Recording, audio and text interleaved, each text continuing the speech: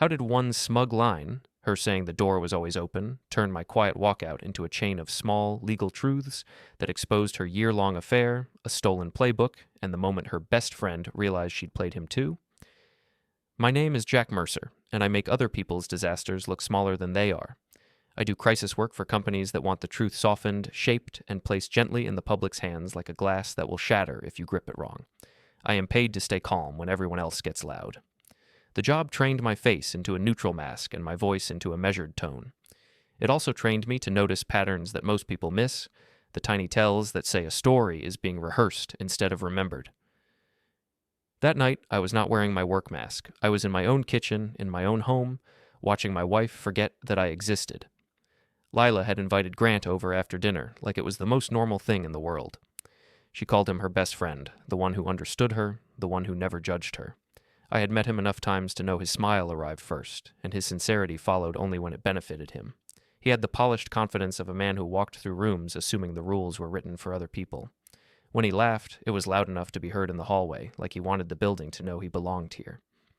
The three of us sat around the island. There were dishes in the sink and a half-empty bottle of wine on the counter. Lila leaned on her elbows, facing him, knees angled toward his chair. It was a small thing, then it became a collection of small things. Her hand touched his sleeve when she made a point. Her eyes stayed on his mouth when he talked.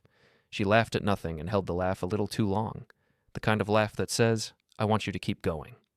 I tried to convince myself it was harmless. I tried to be the modern husband who trusted his wife and did not police her friendships.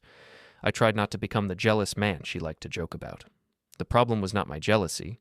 The problem was my eyesight. I asked why she was acting like I was a piece of furniture. I asked why she was so comfortable touching him like that in our kitchen. I kept my voice steady, the way I do with angry CEOs and panicked spokespeople. Calm questions, soft tone, no scene. She looked at me like I had interrupted something important. Her expression carried that familiar blend of boredom and irritation, the one she used when she wanted to put me back in my place without raising her volume. She told me I was reading too much into it.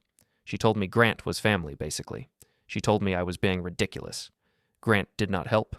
He sat there with his drink and watched me the way a man watches a problem he expects to solve later. He did not deny anything directly. He did not apologize. He just kept his mouth curved in that polite, controlled smile, as if the whole situation was a social test and I was failing it. I asked Lila one more time to explain why she was flirting with him in front of me. I asked her to stop. I gave her the easy exit, the one where she could roll her eyes and still say she respected me. I offered her a bridge back to normal. She did not take it. She told me that if I was so jealous, I could always leave. She said the door would always be open. She said it like a dare and a joke, like she could not imagine a world where I would do it. Then she turned back to Grant, as if the conversation was over and I was already gone. I felt something shift behind my ribs. Not anger, not heartbreak, relief. A clean, sharp relief that comes when a choice is made for you, and all that remains is whether you accept it. I stood up. I pushed my chair in. I picked up my keys from the counter. Lila finally looked at me again, but it was the quick glance of someone checking whether a threat is real. She expected me to hover. She expected me to argue. She expected me to demand reassurance, to plead for respect, to negotiate my own dignity in the kitchen like a bargain bin item. Instead, I walked to the hallway, put on my coat, and opened the front door. Grant's laugh stopped. The silence was sudden and awkward, like someone had cut the power to the room. Lila's eyes narrowed, still confident, still waiting for me to turn back. I stepped out, then pulled the door closed behind me. The door did not close softly, it slammed. The sound echoed down the hallway and bounced back like a verdict. For a second, I stood there, listening. I heard movement inside, a chair scraping, a quick step. I pictured her startled face, the way her confidence would wobble when it realized the joke had become real. I pictured her reaching for the handle too late, not because she wanted me, but because she wanted control. I took the elevator down without looking back. The lobby smelled like cold tile and stale air freshener. Outside, the streetlights made the wet pavement shine. My car was parked under a tree that dripped melted snow onto the windshield in lazy drops. I sat behind the wheel and let the quiet settle. This was not the first crack. It was the first time she had said the quiet part out loud. The first time she had made it clear that my presence was optional and my boundaries were an inconvenience. People like Lila loved open doors. Open doors meant options. Open doors meant exit routes. Open doors meant she never had to choose. My phone buzzed once. A message preview flashed on the lock screen. I did not open it. I could already guess the tone, a half-joke, half-warning, designed to pull me back into the same old dance. I stared at the windshield and thought about the file sitting on my laptop at the rental apartment I had kept just in case for months. A dating app export, a year of timestamps, a neat list of late nights and familiar excuses. Not rumors, not vibes, data. The kind of thing that does not care how charming you are. I had not confronted her with it yet. I had been waiting for the right moment, the right angle, the right way to protect myself without turning my life into a public mess. I knew how fast a story could spread once it had emotion behind it. I knew how easily a husband became the villain if he looked angry instead of wounded. I knew how a liar built a narrative like scaffolding, piece by piece, until everyone around them lived inside it. Tonight, she had handed me something better than a confession. She had handed me permission to step out of her story. I started the engine, pulled out of the lot, and drove toward the apartment. The heater took too long to warm up, and my hands stayed cold on the wheel. My mind did not. My mind was already moving, already building a timeline, already looking for the smallest lawful truths that would collapse the biggest lie. Because what she thought was an affair problem was only the surface. And the deeper problem, the one she had not even considered, was that I did not just protect other people's reputations for a living. I protected my own work like it was a vault. By the time I reached the next intersection, I knew exactly what I was going to check first, and why she would not see it coming. By the time I got to the apartment, the adrenaline had already burned off, leaving something cleaner behind. Focus. The kind that shows up when you stop arguing with reality and start working with it. The unit was small, furnished with the bland neutrality of a place meant for short stays and longer secrets. A couch that had never seen a real nap, a table that had never hosted a real meal, a lamp that made everything look like a waiting room. I tossed my keys into a ceramic bowl and stood still for a moment, listening. No voices through the walls, no TV noise, just the soft hum of the fridge and the distant elevator cable. A quiet that felt earned. My laptop was on the table where I had left it, lid closed like a promise. I sat down, opened it, and watched the screen wake up. For a second, I saw my reflection in the black glass, eyes a little too sharp, mouth set like I was about to negotiate a hostage release. Then the desktop appeared, and so did the folder I had been avoiding. I did not build that folder in a burst of jealousy. I built it the way you build a fire escape. You do it long before the smoke, when everyone else still believes the building is safe. The dating app export was the first file inside, a long, sterile spreadsheet of timestamps and message headers, stripped of romance and reduced to proof. A year's worth of activity, cleaned into something that did not care about excuses. I scrolled without reading the details, because the details were always the same. Flattery, laughter, plans disguised as jokes.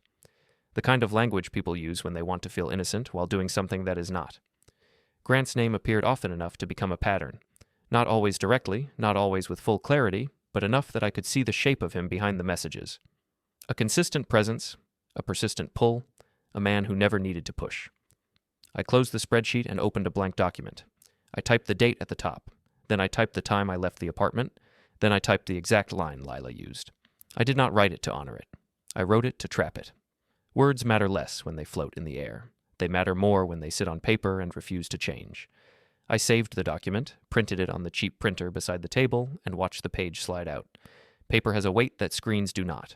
Paper makes lies harder to carry.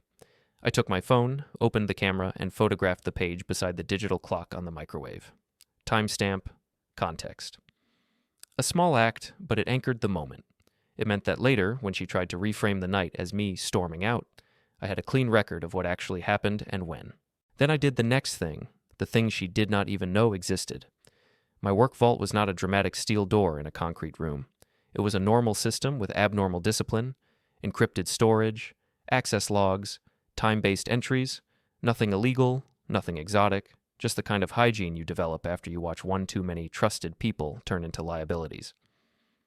I logged in using my own credentials and navigated to the audit page. The access log loaded slowly, and the list of entries appeared, each one aligned with a time and a user action. I expected to see my own pattern. I expected to see my late-night edits, my early morning reads, the dull rhythm of a man who makes a living by building responses to disasters. Instead, I saw a spike, a download event, another. The timestamps sat close together like someone had been in a hurry. The user tag was not mine. It was a secondary access profile, one I had set up months ago because Lila had asked for visibility into my work. She said she wanted to support me. She said she wanted to understand what I did. She said it in that bright voice that always sounded like cooperation until you listened for the teeth. I stared at the screen and let the irony settle. The same woman who called me jealous could not stand not knowing what I was doing. Jealousy was a sin when I felt it. Control was a hobby when she practiced it. I took a screenshot of the log entry list, then another one zoomed in on the timestamp line. I printed both. I flipped them over and signed the back with today's date, the way you mark evidence in a boring, practical world where the truth has to survive contact with other people's opinions. My phone buzzed again. Another lock screen preview. This time I looked. Lila's name. A message underneath, short enough to fit on one line. Something about me overreacting. Something about me embarrassing her. Something about Grant leaving early because of my mood. I could almost see her typing it with one hand and smoothing her hair with the other, already rehearsing a version of the night where she was the calm adult and I was the insecure man-child who couldn't handle her friendships. I did not reply, not because I was playing games, because any reply would be a gift, a thread she could pull, a reaction she could frame. Silence is a weapon when you know how people misuse noise. I opened my banking app, not to hunt through her accounts, not to do anything that would cross a line, just to check the alerts tied to my own profiles, the ones I owned and controlled. There it was, waiting like a bruise you keep pressing to make sure it still hurts. A transfer, a large one. A name that looked legitimate at first glance and suspicious at second. An LLC I did not recognize. A description field that tried to sound like business. I pulled up the transaction detail view and took a screenshot. Then I wrote the amount and date into my document. Then I printed that screenshot too. My table started to look less like a rental space and more like the kind of place where the truth gets organized into something sharp. I was not trying to ruin her. She had already done the ruin. I was just refusing to carry it for her. My email pinged and my stomach tightened because my work email never pinged at that hour unless something was wrong. The subject line was short and polite, the way panic always tries to look professional. Evan Pike, client liaison, the type of man who did not waste words unless he had to. He said a competitor had referenced language from my playbook during a pitch. Not similar language, identical. He asked if I had shared materials. He asked if there was a breach. He asked how we were going to contain it before it became public. I read it twice, then once more, slower. Lila's affair was not a betrayal in the emotional sense. It was a breach. She had gotten bored, then she had gotten greedy, then she had gotten reckless. The flirting at the island wasn't intimacy. It was arrogance. The confidence of someone who believed the world was too soft to punish her. I opened a new page in my document and typed Evan's concerns in neutral terms. I did not copy his email. I summarized it. Date, time, what was said, how it mattered. The kind of record that holds up when people try to change their tone later. I glanced at my phone again. 3 unread messages now. One longer. I could tell by the preview. Lila was escalating. She always escalated when she felt the leash slip. First the dismissive laugh, then the moral lecture, then the threatened consequences, then the softening, the little apology wrapped in blame. The cycle was predictable enough to chart. I opened the messages and read them without reacting. She said I had embarrassed her. She said Grant was upset. She said I was twisting things. She said I should come home and talk like adults.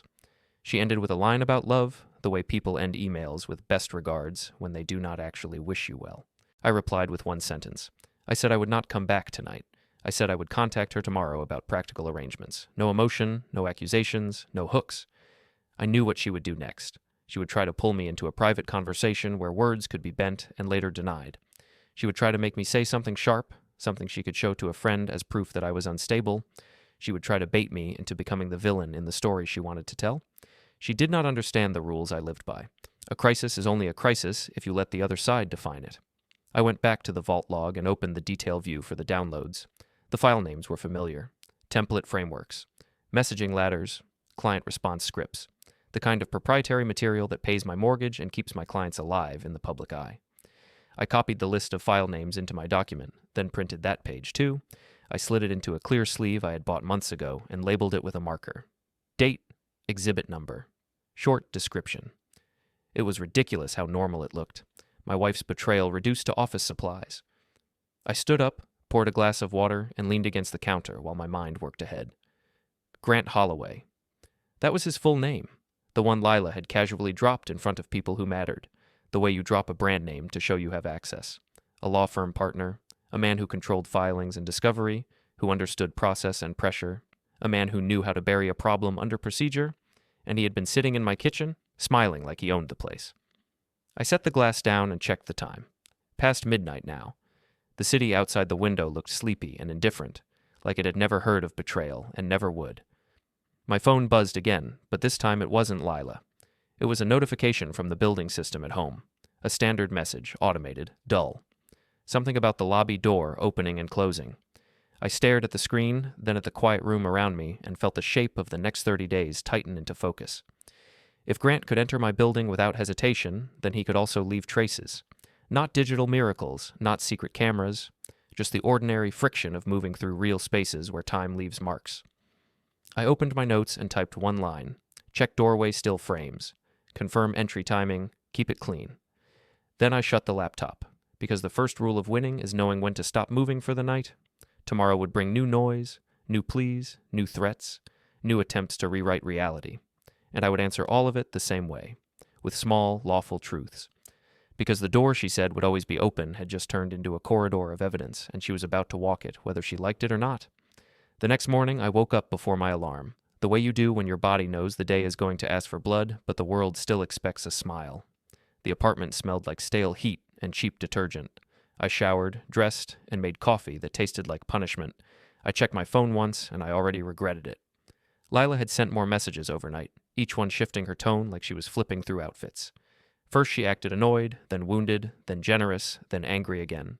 She kept circling the same point, that I had embarrassed her, that I was being dramatic, that Grant was just her best friend. The only thing she did not do was deny what I saw in my kitchen. People who are innocent love denial. People who are guilty love explanations. I kept my reply short and practical. I said I would be at the office early. I said we could discuss logistics later in the week. I said nothing about Grant. I said nothing about betrayal. I gave her no rope because I had learned the hard way that she could hang any story she wanted on a single careless sentence.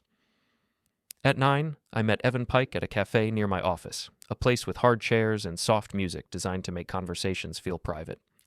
Evan was already there, shoulders tight, phone face down on the table like it was a live grenade. He worked for one of my bigger clients, the type that measured trust by how quickly you could stop a rumor before it found oxygen. He did not waste time on pleasantries. He told me their competitor had used a phrase from my internal playbook in a pitch deck, word for word. He told me the board was asking questions. He told me they needed an answer before lunch, because money does not wait for a man's marital crisis. I listened, nodded, asked for specifics, and kept my face blank.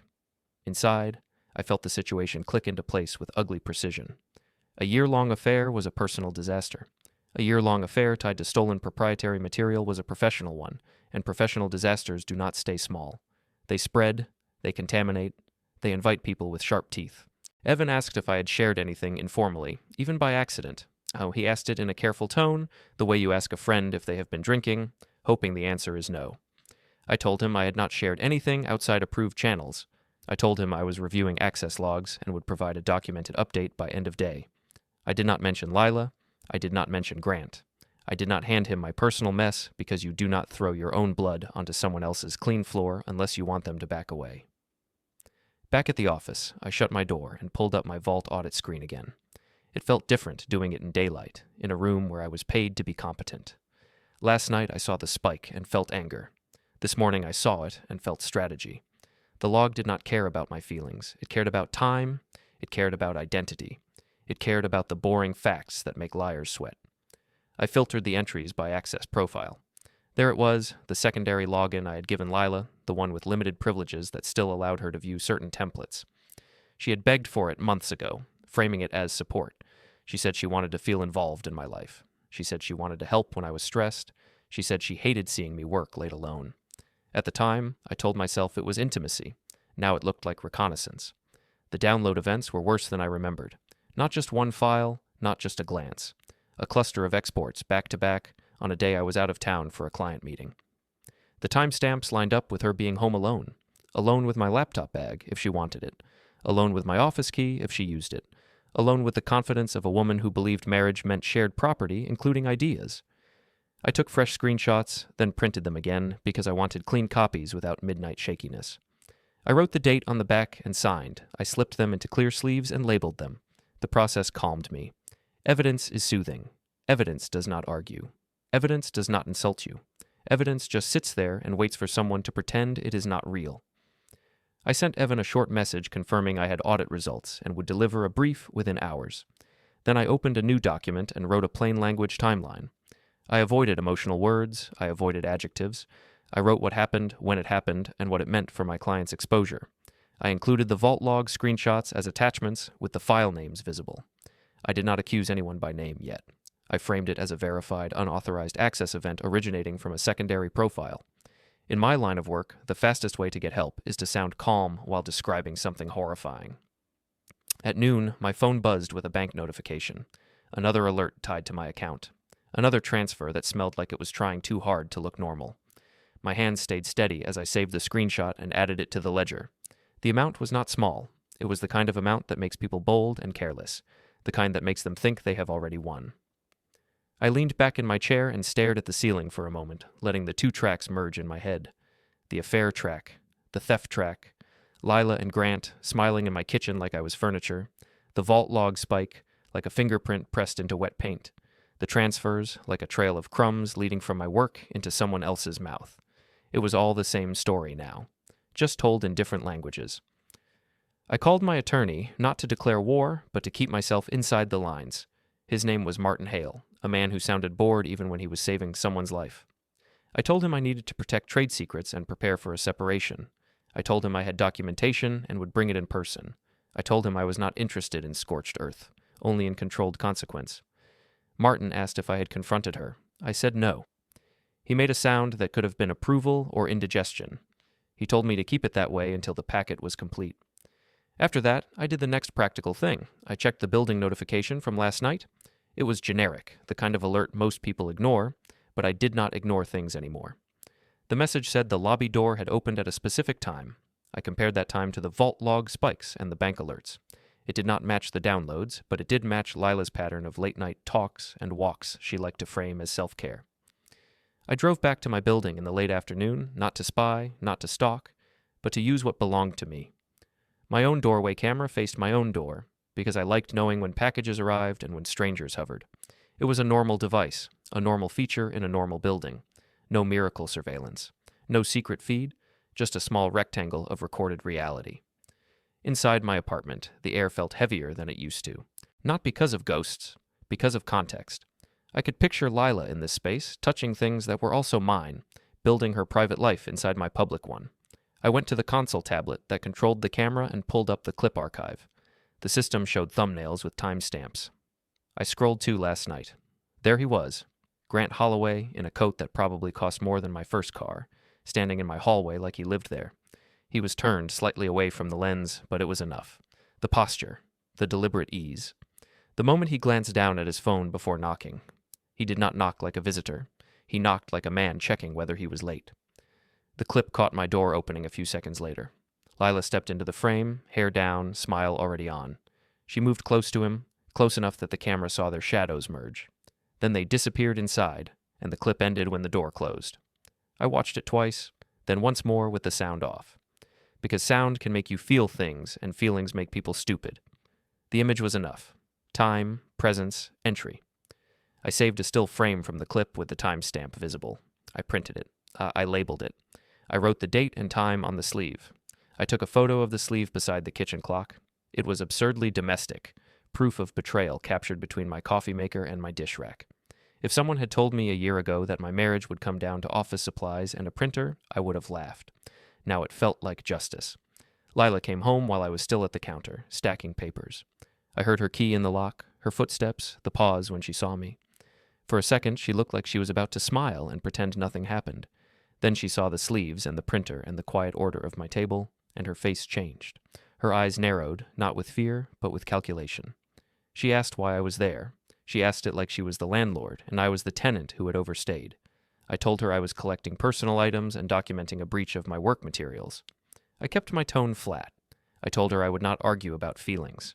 I told her I wanted her to answer one simple question, whether Grant had been here last night. She laughed, small and sharp, and told me I was spiraling. She told me I was inventing stories because I could not handle her friendships. She told me I was trying to control her. Then she did what she always did when she felt cornered. She tried to change the subject and make me the problem. She asked if I was going to ruin her life over my insecurity. She asked if I wanted a divorce because I could not stand being challenged. She asked if my job had made me paranoid. I did not answer any of it. I did not defend myself. I did not bargain for understanding. I just slid the printed still frame across the counter, face down at first, because I wanted to watch her choose denial before she saw what denial cost. She flipped it over. Her mouth opened slightly, then closed. Her eyes flicked to the timestamp, then to my face, then back to the paper. For a moment, the air in the room changed. The confident rhythm she usually carried faltered. It was a small falter, the kind she would later pretend never happened, but I saw it. That was the moment she realized the open door had not led to freedom. It had led to records. She recovered fast. She always did. She asked why I was recording her. She asked if I was stalking her. She asked if I had cameras inside the apartment. She raised her voice just enough to sound offended, but not enough to sound guilty. She was building a new narrative in real time, one where she was the violated party, and I was the controlling husband. I told her the camera faced my doorway, and it existed for deliveries. I told her I accessed it through my own account. I told her the clip showed Grant entering our home. I told her she could explain it or not, but the fact would not change. She stared at the paper, then at the sleeves, then at the printer. I watched her do the math. She was weighing whether to admit something small to keep something big hidden. She was deciding which lie had the best survival odds. She said Grant stopped by because she needed legal advice. She said it was about a friend. She said it was urgent. She said she did not tell me because she knew I would overreact. Legal advice from her best friend. At night. At my door. After she told me the door was always open. I nodded once as if I believed her, because belief was not the point. The point was to let her commit to a story so she could not later claim confusion. I wrote her explanation down in my notebook, right there at the counter. I wrote the date. I wrote the time. I wrote the summary in plain words. Then I showed her the page, not for permission, but for confirmation that she had been heard. She asked what I was doing. I told her I was creating a record. She told me that was insane. She told me I was obsessed. She told me no one would take me seriously. I told her people take paper seriously when it matches timestamps. Her face tightened, and I could see anger fighting with fear. She asked if I was going to show this to everyone. She asked if I wanted to humiliate her. She asked if I was trying to destroy Grant. I told her I was trying to protect my work and my clients. I told her any consequences were the natural result of documented actions. I told her she could stop adding to the record any time she wanted by telling the truth. She did not tell the truth. She reached for my weakness instead. She said I was nothing without her. She said my job made me cold and unlovable. She said I would regret throwing away our marriage over a harmless friendship. She said I would come crawling back like I always did. That last line was the only honest thing she said all day. It revealed what she thought of me. Not a husband, not a partner, but a predictable object that returned when pushed. I picked up a small box from the closet and started placing my essentials inside. Passport, watch, a few shirts, hard drives from my office bag. She hovered in the doorway, arms crossed, trying to look bored. She watched me pack like she was waiting for me to break. When I did not, she switched tactics again and asked where I was going. She asked if I was seeing someone else. She asked if that was why I was acting like this. I told her I was going somewhere quiet. I told her I would communicate through my attorney when it became necessary. I told her I would not be manipulated into private fights. I said it calmly, which is the cruelest thing you can do to someone who lives on reactions. As I carried the box toward the door, she followed me into the hallway. She lowered her voice, like she was offering peace. She said we could fix this if I stopped acting like an enemy. She said she loved me. She said she was scared. She said she did not want anyone to know. I looked at her and felt nothing romantic, just clarity. She was not scared of losing me. She was scared of losing the story she had built around herself. The story where she was admired, desired, untouchable. The story where I was the stable base she could walk on while she reached for someone else. I opened the door and stepped out. The hallway light made her skin look pale. She asked me one last time what I wanted. I told her I wanted the truth to sit in the open where it belonged. Then I left, and the sound of my footsteps on the tile felt like a countdown, because now I had a still frame with a timestamp, a vault log with her access profile, and a money alert pointing to her hidden LLC. And tomorrow, I was going to learn exactly what Grant Holloway thought he had bought with my wife. I did not sleep much that night, not because of heartbreak, because my brain had switched into the mode it uses when a client crisis turns from rumor into fact. Sleep is a luxury when you can feel the next headline forming. I lay on the apartment bed and stared at the ceiling until the gray light crept in, then I got up and moved like a man with a list. First, I cleaned my desk. Not because I cared about neatness, because chaos gives liars cover. I lined up the evidence sleeves in a single row, oldest to newest. App export baseline, vault log spike, bank alert screenshots, doorway still frame. My handwritten note of her explanation. It looked almost harmless, like the paperwork for a home renovation. That was the point. The worst betrayals always hide inside normal-looking documents. Then I called Martin Hale again. I told him I had a door frame still and a written account of her statement. I told him I had bank alerts tied to a hidden LLC name. I told him I had vault access logs showing downloads through her secondary profile. He asked if I had kept the originals untouched. I said yes. He asked if I had saved copies and labeled them. I said yes. He asked if I had confronted her again. I said no. Martin told me to bring everything to his office that afternoon. He told me to keep my communication with Lila short and practical. He told me to assume she was already building a story about me and to avoid giving her raw material. Then he said something that landed heavier than the rest. He said that if trade secrets were in play, my divorce would not be the biggest fight in the room. He said the business side would move faster and it would not care who cried first. I had already figured that out. Hearing it from him made it real. I spent the morning doing the kind of work that looks boring to outsiders and deadly to anyone who understands consequences. I opened my bank alerts again and traced the transfers through what I could see legally. Not her private accounts. Not anything that required access. Just what the alert screen showed and what my own statements reflected. Names, amounts, dates, categories. If you cannot see the whole river, you chart the section you are standing in. Patterns do the rest. The same LLC name surfaced twice, once as a recipient, once as a service vendor linked to a payment description that tried too hard to sound professional. The amounts were large enough to stand out, but not so large they looked like a single obvious theft. It was the financial version of careful. Multiple bites, not one feast. I wrote it all into a one-page table: date, amount, descriptor, any link to my travel days, any link to the vault download spikes. When I held the table beside the vault log printout, it stopped looking like coincidence. It looked like scheduling. I checked my email again and saw a message from Evan Pike marked urgent. He said the client's internal team wanted a call before noon. He said they were considering freezing my contract pending investigation. He kept the tone polite, but I could hear the board's fear through his words. Fear makes people do stupid things. Fear also makes them demand scapegoats. I replied with 2 lines. I said I had verified unauthorized access activity and was preparing a documented brief. I said I would join the call and explain next steps in neutral terms. I did not say my wife. I did not say affair. I did not say law firm partner. Those words were gasoline. I was not lighting anything until the room had extinguishers. The call was short and cold. 5 voices, all measured, all tense. Evan did most of the talking, trying to keep the client team from spiraling into blame. When it was my turn, I spoke like I was reading weather. I said I had audit logs showing a secondary access profile downloaded proprietary materials on specific dates. I said I had banking alerts suggesting possible monetization of that material. I said I was working with counsel. I said I would deliver a packet by end of day and recommend containment actions. Someone asked whether the breach came from within my company. Someone asked whether my controls were sufficient. Someone asked whether I had shared access with family. I paused just long enough to make my next sentence sound deliberate instead of defensive. I said that secondary access had been granted in good faith and was now being treated as compromised. I said I would provide the exact log evidence and a plan to notify affected parties. I said I would not speculate without documentation. They did not like that. People never like it when you refuse to speculate. Speculation feels like progress. Documentation is slower, but it survives. After the call, Evan sent me a private message. He said, in plain terms, that the client still trusted me, but their patience had a clock. He said if a competitor had my language, they would try to leverage it within weeks, not months. He said I had to get ahead of it fast. I stared at that message for a long time, then I did the only reasonable thing left. I built a containment plan for my own life the same way I built one for a corporate scandal. Identify the exposure, control the narrative, establish the record, trigger consequences through institutions that cannot be charmed. Lila's power had always been social.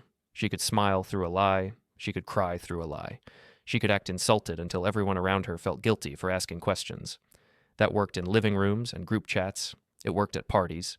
It did not work in rooms with minutes. I drove to Martin's office after lunch with a cardboard folder under my arm and a calm expression on my face. The receptionist glanced at me the way receptionists glance at men who do not look angry enough to be there. Martin met me in the hallway and led me into a conference room with glass walls and an expensive silence. He spread my documents across the table and examined them the way a mechanic examines a failing engine, not with shock, with method. He checked timestamps. He read my handwritten note. He looked at the still frame and the vault log and the bank alert printouts. Then he leaned back and exhaled slowly. He said I had a clean set of household-level proof that established pattern and access. He said it was enough to justify immediate civil protection steps. He said I needed to do two things quickly: separate my finances in a lawful way, preserve the trade secret claim in a way that forced her to respond in writing. I asked him what separating finances looked like without turning it into a circus. He said it looked like notices and documentation and a calm approach. He said there were ways to restrict discretionary spending and protect business accounts without accusing anyone in public. He said my goal was not revenge at this stage. My goal was to stop the bleeding. Then he asked the question I expected and still hated. He asked if I wanted to end the marriage. I did not answer immediately, not because I was unsure, because saying it out loud would make it feel personal again, and I needed it procedural. I told him I wanted the truth recorded. I told him I wanted my work protected. I told him I wanted to be free of whatever story Lila was building around me. Martin nodded like he had heard that sentence from 100 people, and never once from someone who meant it the way I did. He drafted a short letter while I sat there, not an angry letter, a preservation notice, a demand for the return and deletion of proprietary materials, and a list of dates in question. It was written in the kind of language that makes people careful, the kind that says, this is not a marital argument anymore. This is an exposure event. Martin printed it, handed it to me, and told me to send it through certified channels so receipt could be tracked. He told me not to hand it to her directly. He told me to assume she would perform if given an audience. On my way out, I felt my phone vibrate. Lila again. She had switched to calling. I did not answer. I texted once.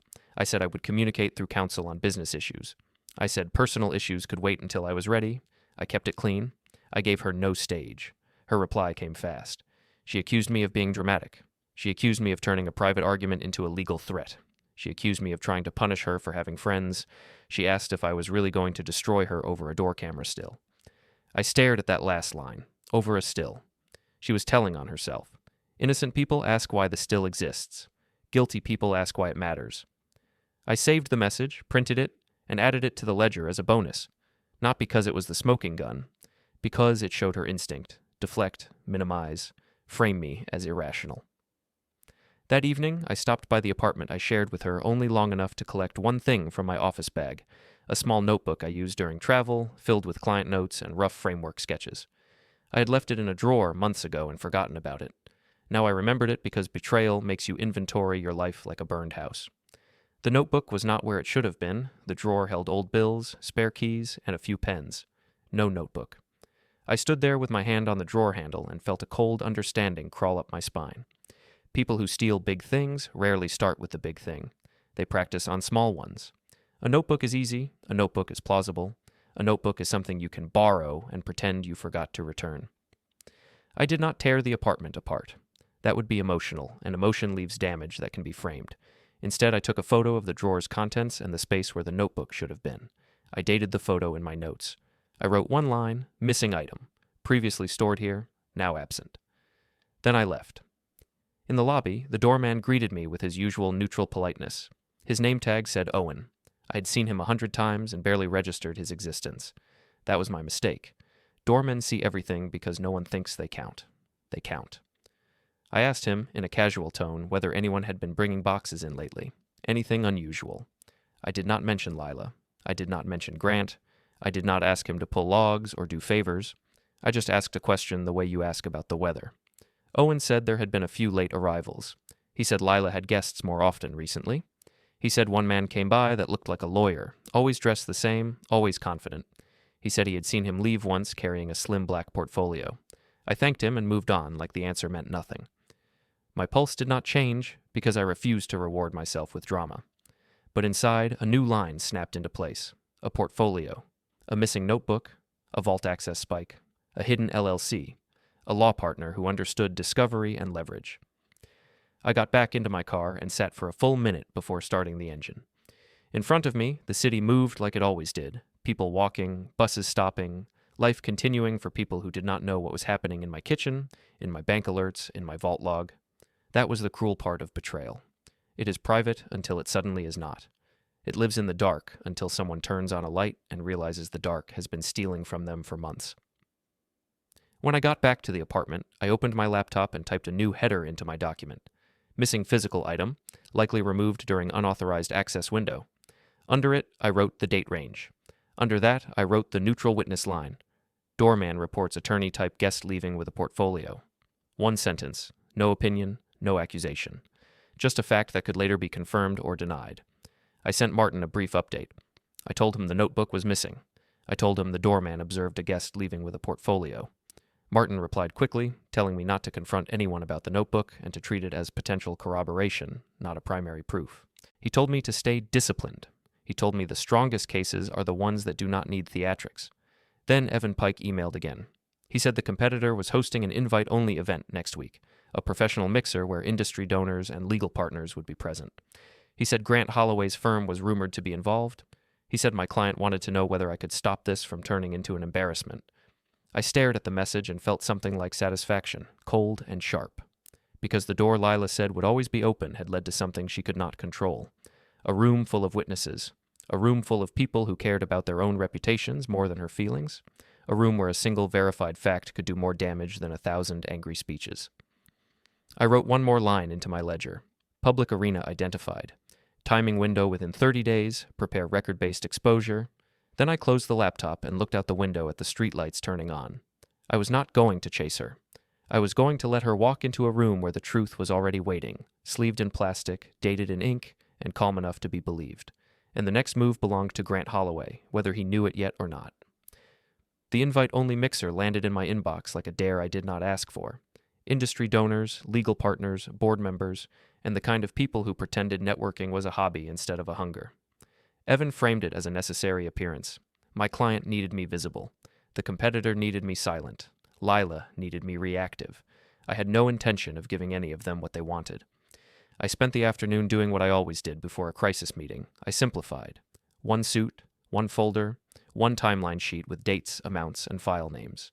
No dramatic binders, no speeches. Just clean paper that could survive a room full of selective hearing. I printed a fresh copy of the vault log screenshots and the bank alert table, then slid them into clear sleeves. I labeled them by date and relevance, then tucked them into a thin document case that looked like it belonged at a conference, not a war. Before I left, I opened our shared calendar on my phone. Not to stalk, not to hunt for secrets. Just to confirm something Lila had claimed the week before, that she had been at a work mentoring event on the night Grant showed up at my door. The calendar showed a neat block of time under her name, professional and vague, the kind of entry you create to look busy, but the header told the truth. The entry had been created after the fact, and it collided with another event we both already had, an appointment she had forgotten I could see. I took a screenshot of the conflict header, saved it, and moved on. If she wanted to build an alibi out of rectangles on a screen, I could do math. The venue was a renovated hotel ballroom downtown, polished enough to feel expensive and bland enough to feel safe. Valet attendants moved cars like chess pieces. A coat check table sat near the entrance, staffed by 2 people who looked bored and alert at the same time. I arrived early on purpose. Early gives you angles, late forces you to react. At the check-in desk, a coordinator handed me a name tag and pointed toward the bar area. I did not ask questions that sounded like questions. I asked casual things that sounded like small talk. I asked whether the guest list had changed last minute. I asked whether there were any reserved groups. The coordinator, eager to be helpful, mentioned a few late additions and waved toward a clipboard behind the counter. A printed list sat there, names in tidy columns. I could see it without touching it. I leaned slightly, just enough, and took a photo of the visible section with my phone. No tricks. No theft. Just a record of what the desk presented in public. I walked into the ballroom with my posture set to neutral. This was my world. People who did not know what they were doing got loud.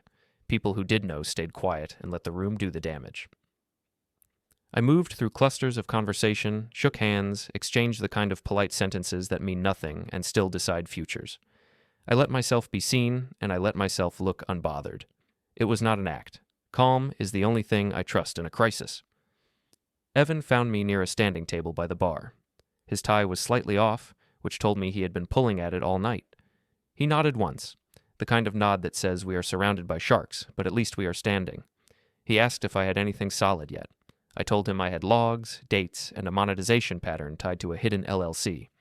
I told him I would deliver a full brief to counsel within 48 hours. Evan's eyes flicked around the room, measuring who could hear us. He said the competitor's general counsel was here. He said there were rumors of a new alliance with a law firm partner who could keep filings clean.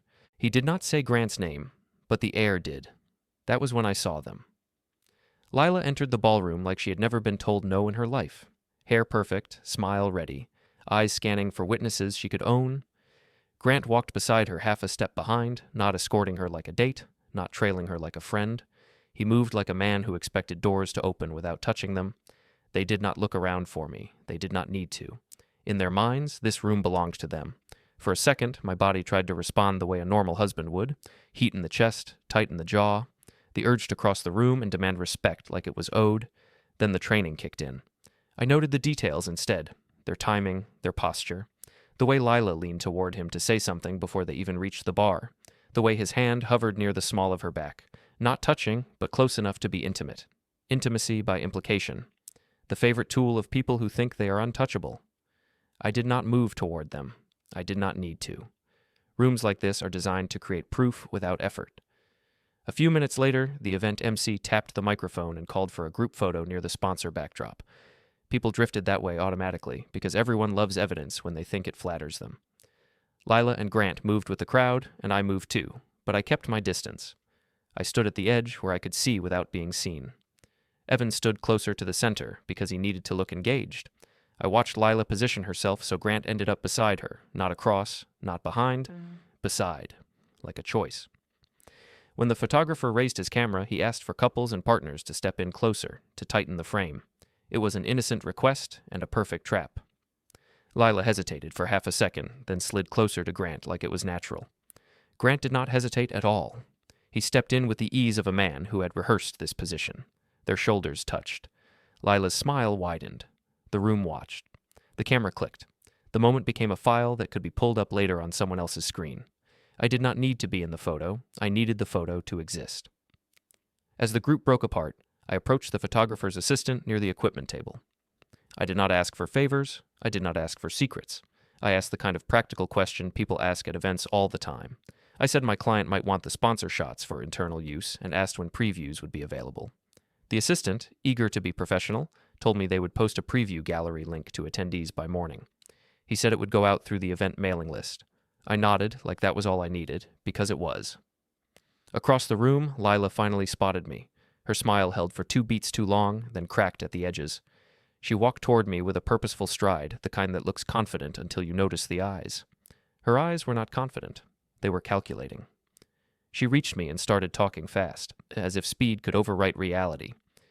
She gestured toward Grant, who was now watching from a distance with that same controlled expression, like he was letting her handle the messy part. Lila's tone tried to be light, but the words came out sharp. She implied I was stalking her. She implied I was obsessed. She implied I was here to cause trouble. I did not raise my voice. I did not deny her accusations one by one. Denial is a game that never ends. I simply said I was here for work and that I hoped she enjoyed the event. I kept my expression neutral enough to frustrate her. Then I asked one calm question, the kind that sounds harmless and lands like a weight. I asked whether she wanted to repeat her explanation from last night about Grant's legal advice, now that so many professional witnesses were around. Her eyes flashed. The question was small, but it trapped her between 2 choices. She could pretend it was true and keep Grant tied to her publicly, or she could retreat and look like she was hiding something. Either way, she lost control. She stepped closer, voice lower now, trying to make it private. She warned me that I was making enemies. She warned me that Grant had power.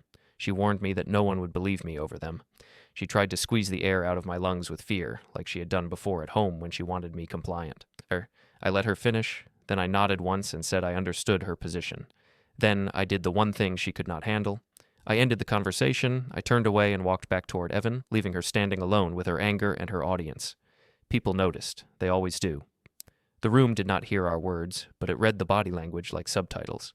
A woman left behind, a husband walking away, a partner watching from a distance. The shape of the story started to form in the gaps. Evan leaned in and asked what that was. I told him quietly that my wife and a certain law firm partner had just posed like a couple on sponsor backdrop.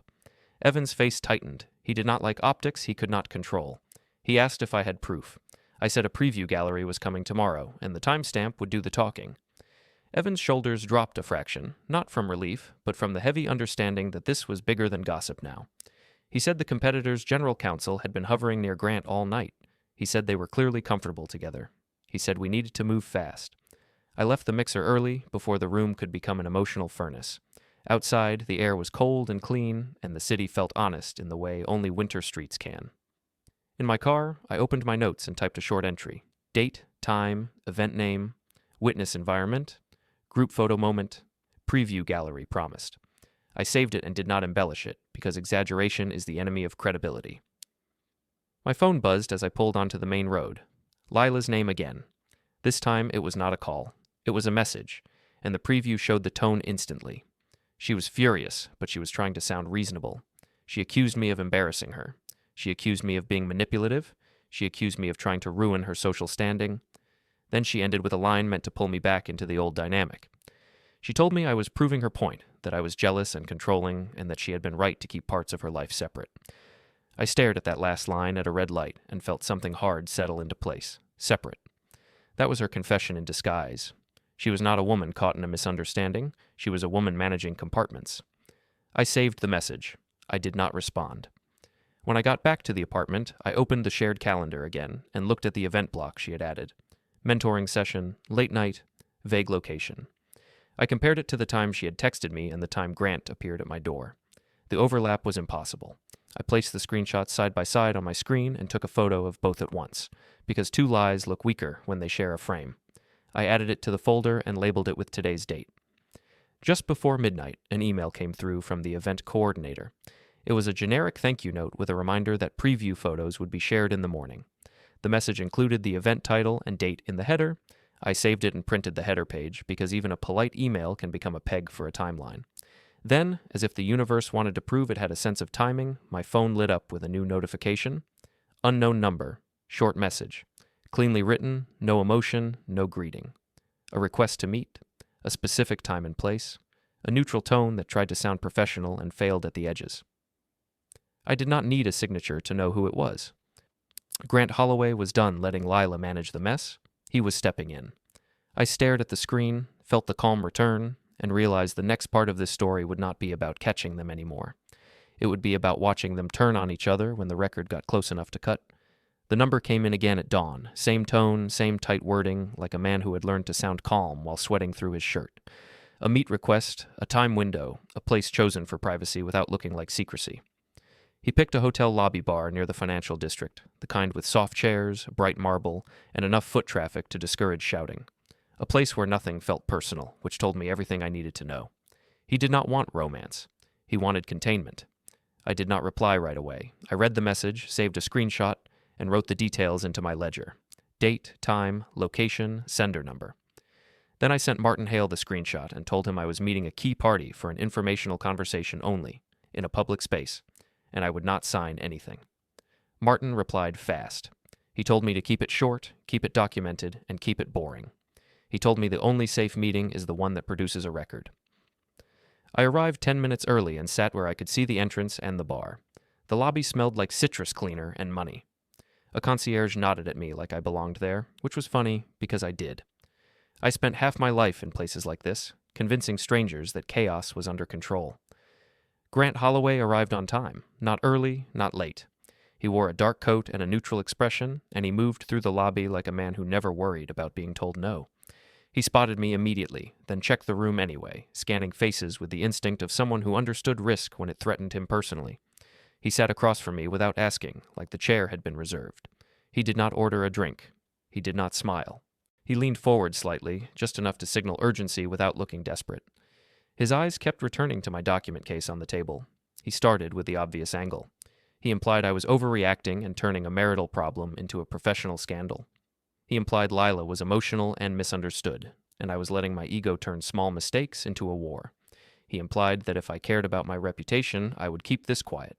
He framed it like advice, which is what powerful men do when they want to give orders without sounding like they are giving orders. I listened until he ran out of momentum. Then I asked him calmly why he had been in my hallway after midnight. He shifted his posture, a controlled adjustment, like he was choosing which version of himself would speak. He gave a neat explanation. He said she asked for legal guidance on a personal matter. He said he stopped by briefly. He said it was nothing. He said the doorway camera was invasive and suggested I had bigger issues. I did not argue. I did not call him a liar.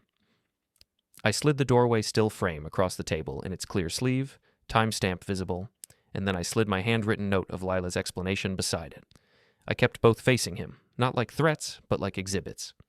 I watched his eyes move from the timestamp to the note, then back to my face. His expression tightened in a way that would never show up in a courtroom transcript, but it was real. He was not surprised I had proof.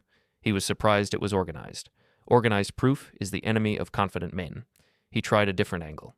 He suggested we both had interests in keeping things contained. He implied his firm did not need a mess, and my business did not need a mess, and Lila certainly did not need a mess. He used the word mutual a few times. Men like him love mutual when it means you carry their risk for them. I told him I agreed about one thing. My business did not need a mess. That was why I was building a record. Then I asked him the question that mattered. I asked whether he had ever seen any of my proprietary crisis management materials outside my control. He paused. Not long, but long enough. His eyes flicked down to the document case again. He was deciding whether denial was safer than partial truth. He claimed he had no idea what I was talking about. He claimed he had never touched my work. He claimed my marriage and my business were separate. He delivered it smoothly, like a practiced statement. I nodded once, as if I accepted his claim, and then I opened my document case and pulled out the Vault Access log screenshots. I did not dump them on the table like a dramatic husband. I placed one page down, neatly, and pointed at the download cluster and the secondary access profile name. I told him this was my system. I told him it logged downloads by profile with timestamps. I told him the downloads occurred when I was out of town. I told him the access originated from the secondary profile assigned to Lila. I told him I was not asking him to interpret it. I was asking him to tell me whether those file names meant anything to him. His mouth tightened. He did not look at the file names right away. He looked at the profile name, then he looked at the timestamps, then he looked at the list of exported templates like he was trying not to recognize them. That was the moment the shape of the truth changed. I could feel it. Grant was not a romantic villain who seduced my wife for fun. He was a professional who understood leverage, and my wife had walked into his world carrying something valuable. He did what men like him always do when they realize a problem is real. He tried to control the scope. He said even if she accessed something, it did not mean it went anywhere. He said even if files were downloaded, it did not mean they were used. He said lots of people download things by mistake. He said it could be a misunderstanding. I asked him if he wanted to put that explanation in writing. He did not like that. The room was public, but the conversation was already turning into a record in my notes, and he could sense it. Writing is where liars lose their flexibility. He leaned back, breathed out slowly, and shifted to bargaining. He implied he could make my life harder if I kept pushing. He implied legal fees. He implied delays. He implied that people in his circles supported each other, and outsiders paid for disrupting the peace. He did it without raising his voice. He did it the way men like him do, as if he was describing gravity. I let him finish, then I asked another calm question. I asked why my bank alerts showed large transfers to an LLC connected to Lila, on dates that aligned with the downloads. That was when his control finally slipped. Not in a dramatic way, in a precise way. His eyes widened a fraction, and then narrowed again, like a man realizing he had been talking to someone who could read patterns as fast as he could. He asked how much money. He asked the question too quickly, then tried to mask it as curiosity. But he had already asked it. He had already signaled that the money was real. I told him I had documented transactions tied to a hidden LLC name. I told him I was not guessing. I told him I was assembling a civil dossier for breach and trade secret misuse. I told him the dossier would go to counsel and to any affected parties who required notice.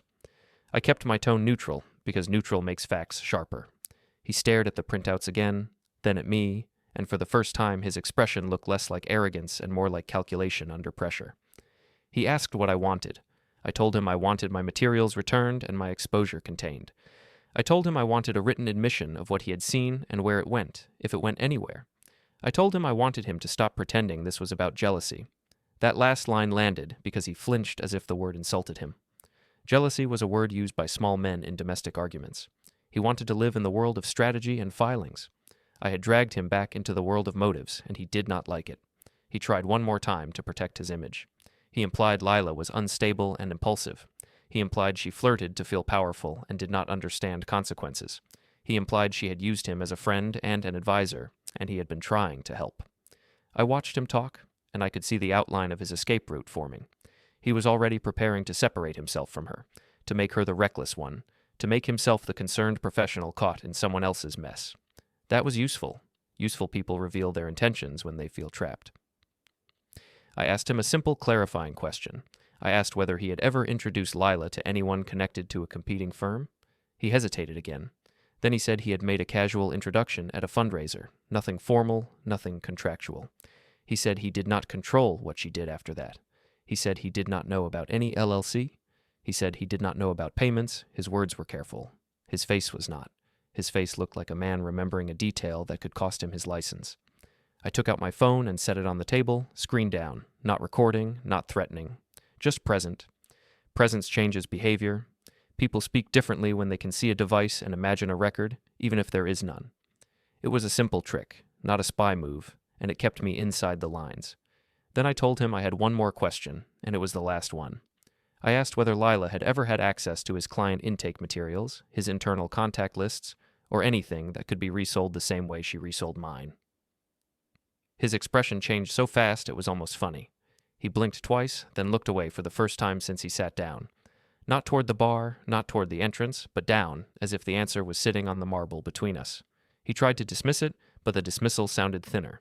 He said his firm had controls. He said his clients were protected. He said he was careful. I let the silence hang. I did not push. Silence is pressure without fingerprints. Finally, he said something that mattered. He said he had noticed odd outreach to a few clients recently, nothing provable yet, but unusual. He said someone had requested introductions using language that sounded too familiar.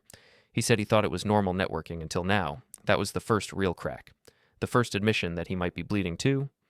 I nodded once and made a note in my ledger, right there, in plain sight. Date, location. Grant indicates unusual client outreach consistent with list misuse. I did not label it as proof. I labeled it as a lead. I kept it honest. He watched me write, and I could see his irritation.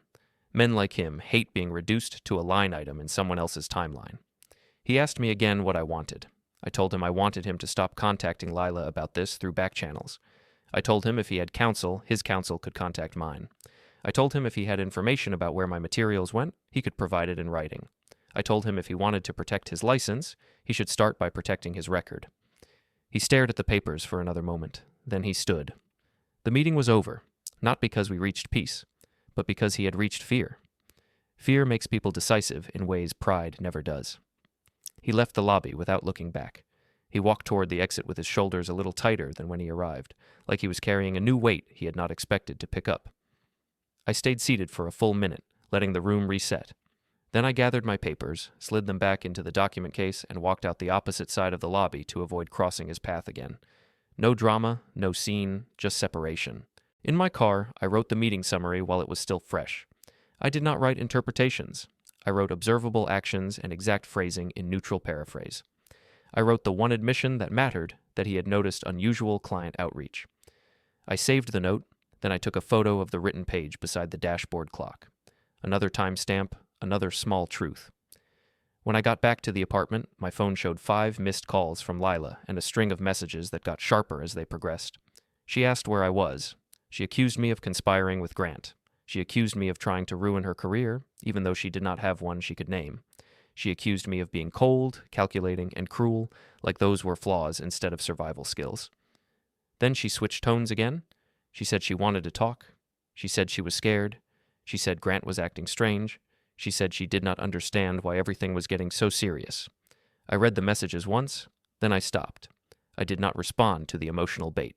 I responded to the only part that mattered, the part about Grant acting strange. I asked one question in a single sentence.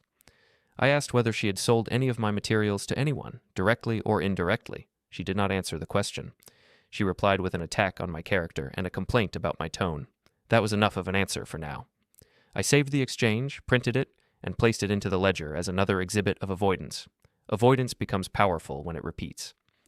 Then I opened my email and saw the preview gallery link from the event coordinator, delivered exactly as promised. The subject line had the event name and date. The link led to a set of thumbnails with timestamps embedded in the file names.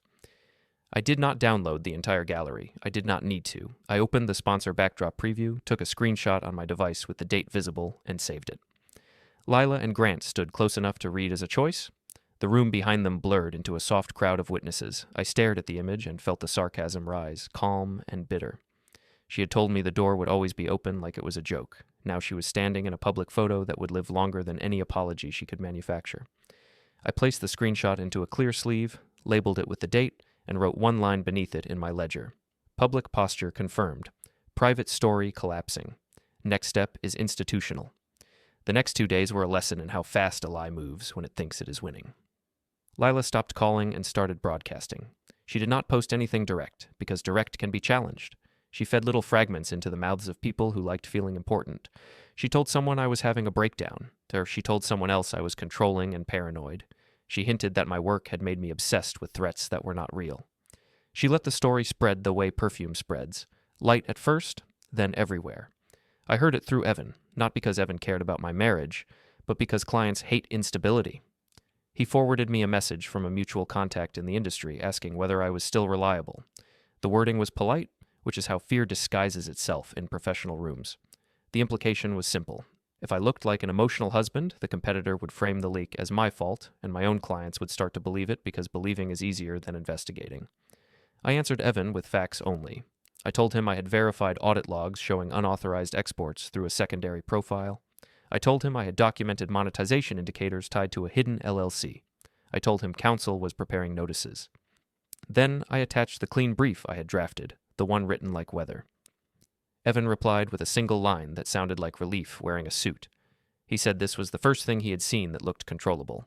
Controllable was my favorite word that week. Not because it made me feel powerful, because it made me feel sane. That afternoon, I took my evidence sleeves and drove to a building that looked like it had been designed to punish joy. The local attorney association kept offices in a bland downtown tower, the kind with soft carpet and hard rules. I did not go there to beg for revenge. I went there to do what Lila never understood. I went there to put truth where performance could not reach. The receptionist looked at my document case, then at my face, then handed me a short form without asking personal questions. She had seen enough disasters to recognize when a man was trying to stay inside the lines. I filled in my name, my contact information, and the name of the person I was reporting. Grant Holloway.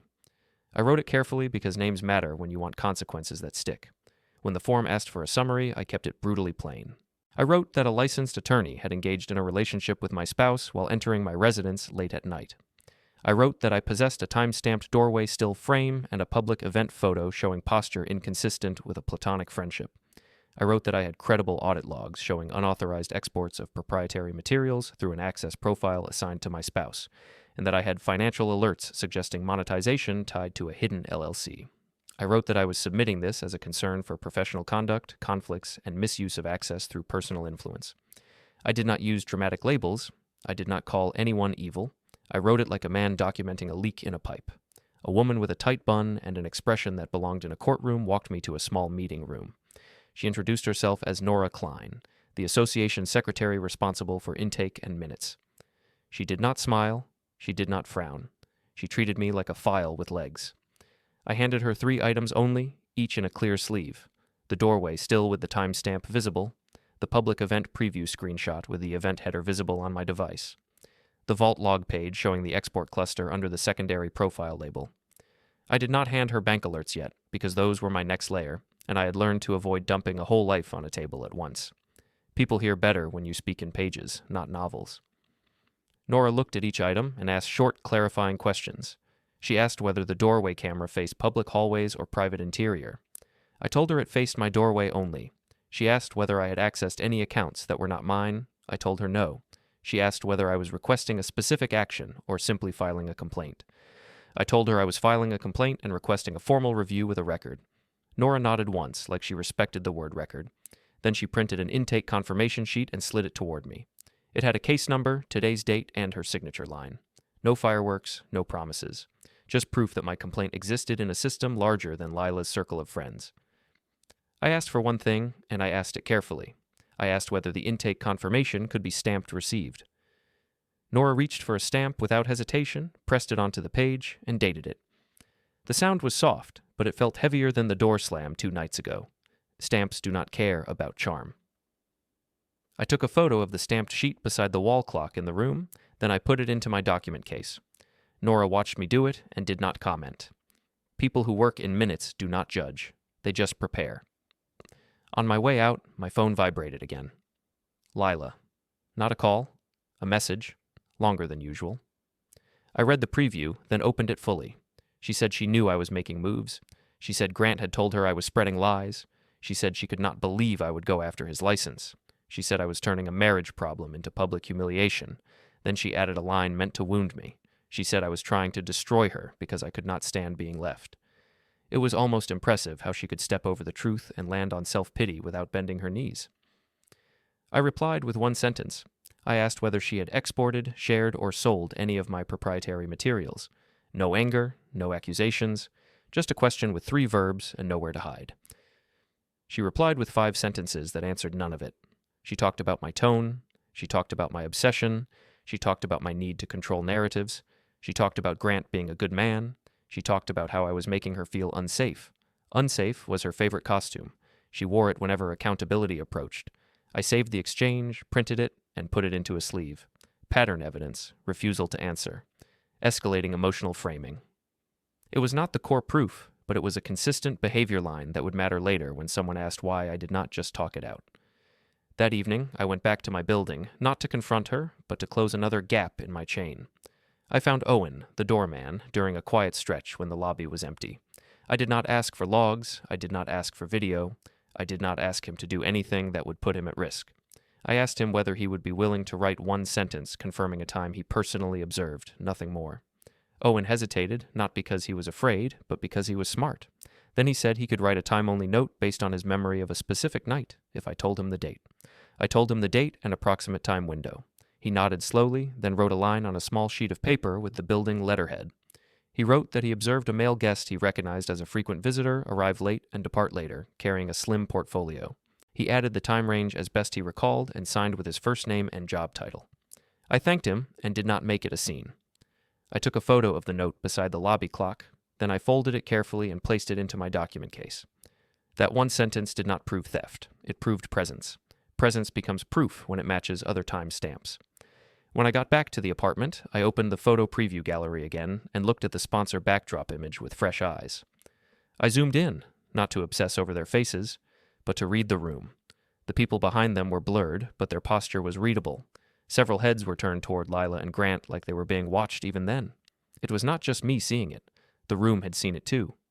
I forwarded the image and the event email header to Martin, along with a short note. I said public posture corroborates relationship. I said complaint intake is stamped and dated. I said I now have a neutral witness time-only note from building staff. Martin replied with a single line that sounded like approval without warmth. He said, "Good, now keep your hands clean and your paper sharp."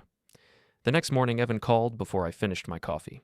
He said the competitor had requested a meeting with my client's counsel to discuss a mutual de-escalation around messaging frameworks. He said the request was suspiciously specific. He said it sounded like someone wanted to normalize the presence of my language inside their system before anyone asked how it got there. I told Evan I agreed. I told him not to negotiate truth away for comfort. I told him I would send a short documented notice to counsel that my materials had been accessed without authorization and that any use would be treated as misappropriation. I told him counsel should request provenance documentation from the competitor. Simple words, hard implications. After the call, I sat at my table and stared at the stamped intake sheet again. In a normal marriage, this would have felt extreme. In my marriage, it felt overdue. Lila had lived for years on the idea that everything could be talked away. I was finally putting things into systems that do not talk. Around noon, I received an email from Nora Klein's office. Short subject line, case number included. The body was even shorter. She confirmed my materials were received and logged. She said a preliminary review meeting would be scheduled within 2 weeks.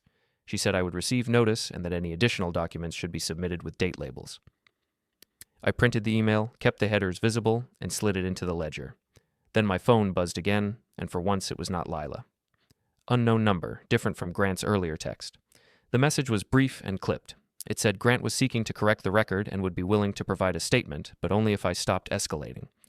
It ended with a request for my attorney's contact. Grant had moved from confidence to bargaining, and now he was testing whether he could control the damage by pretending he was cooperating. I did not respond directly. I forwarded it to Martin. Then I opened my notebook and wrote one line in the margin, the kind of line that becomes important later. When powerful men ask you to stop escalating, it means you finally hit the part that hurts. That evening, Lila showed up at my apartment door like she still believed doors were symbols she controlled. She knocked twice, then once more, impatient. I did not open the door right away. I watched the peephole view for a moment, not because I was afraid, but because I wanted to see what she wore when she came to manipulate. She looked composed, but her eyes were restless. She held her phone in her hand like a weapon and a lifeline. When I finally opened the door, she stepped forward as if she planned to enter. I stepped sideways, blocking the threshold without touching her. She stopped short and stared at me like she had forgotten I could refuse. She started talking fast, accusing me of ruining her life, accusing me of humiliating her, accusing me of turning people against her. She said Grant was furious. She said I was going to regret this. She said I was proving I had always been the cold one. I waited until she ran out of air, then I asked the same question again, in the same tone, because repetition is how you build records. I asked whether she had exported, shared, or sold my proprietary materials. She laughed, too loud for the hallway, like she wanted neighbors to hear her innocence. Then her laugh died when she realized I was not reacting. She shifted into tears that looked practiced but still wet. She said she loved me. She said she had made mistakes. She said I was being cruel. I asked the question again. Her face hardened and the tears stopped too quickly. She told me I was not going to get answers by acting like a prosecutor. She told me I was not entitled to interrogate her. She told me she did not have to explain herself to a man who abandoned her. Abandoned, that was her favorite inversion. She pushed me out and then accused me of leaving. I nodded once, as if I accepted her vocabulary, and then I told her I was filing civil notices to protect my work. I told her the rest would go through counsel. I told her she should stop coming to my door because it created more records than she seemed comfortable with.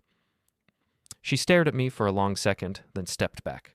Her eyes flicked down to my document case on the table behind me. She could see the sleeves through the open top, like a row of quiet threats. She swallowed, then turned and walked toward the elevator without saying goodbye. When the elevator doors closed, I stood in my doorway for another beat, listening to the building settle back into silence. Then I went inside, closed my own door, and locked it without drama. I sat at my table and updated the ledger with her visit. Date, time, summary of statements. Refusal to answer. Emotional shift pattern. Then I looked at the calendar on my wall and counted forward. 2 weeks until a preliminary review meeting, logged under a case number. And somewhere inside those 2 weeks, Grant Holloway was going to decide who he sacrificed first to save himself. The notice from Nora Klein arrived 3 days later, earlier than her first email suggested. Same case number, same clean tone. The schedule had moved up. She said the preliminary review would happen this week, not next. She said the committee chair wanted a short intake meeting with minutes because the allegation touched conflicts and misuse of influence. She said I could bring a concise packet, not a box. I read it twice, saved it, printed the header, and slid it into the ledger. Then I sat still for a moment and let the irony settle. Lila spent years living off soft rooms and softer people. Now her choices were walking into a hard room that keeps notes. Grant's side started moving too. Martin forwarded me an email from an attorney I did not recognize, attached to a domain that looked expensive. The subject line referenced the Bar Association case number. The body asked for a direct exchange of documents under counsel supervision. It said Grant intended to correct the record and provide a statement. It also said he requested my cooperation to avoid unnecessary escalation. Men like Grant love the word unnecessary. It is their way of calling your pain inconvenient. Martin answered for me. He agreed to a controlled exchange. He requested a written statement with dates and specific facts, no opinions. He requested identification of any third parties Grant introduced Lila to, and any documents Lila received or requested from him. Martin asked for it within 48 hours. He ended with a polite sentence that carried a quiet knife. He said the Bar Association would proceed on its schedule regardless. That afternoon, Evan called again. He said the competitor had pulled back from direct contact and had started whispering a different story. They were implying my templates were generic, that anyone could have written them. They were implying I was exaggerating proprietary value to cover for sloppy controls. Evan said my client wanted to move first, not last. He asked if I could supply a provenance packet that showed my frameworks existed before the competitor claimed them.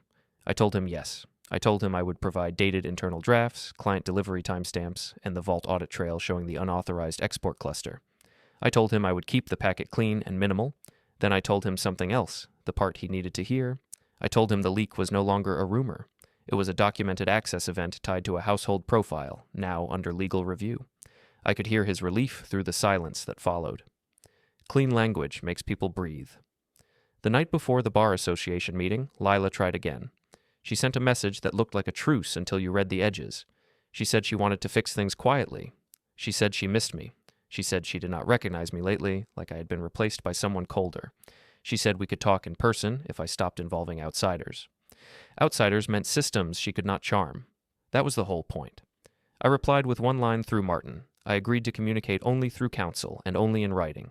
I asked again, through counsel, whether she had exported, shared, or sold any proprietary materials. Martin copied the question into a formal letter, dated it, and sent it by certified mail. Receipt matters when liars pretend not to hear you. The next morning, I wore my darkest suit, not because I wanted to look intimidating, but because it made me feel invisible.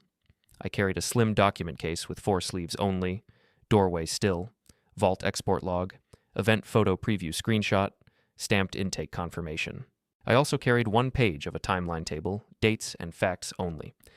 At the Attorney Association office, Nora met me in the hallway and guided me into a small conference room with a long table and a wall clock that sounded louder than it should. 2 other people sat at the far end.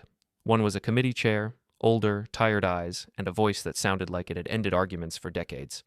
The other was a staff recorder with a laptop open, fingers resting on the keyboard like a judge's gavel. Nora introduced them.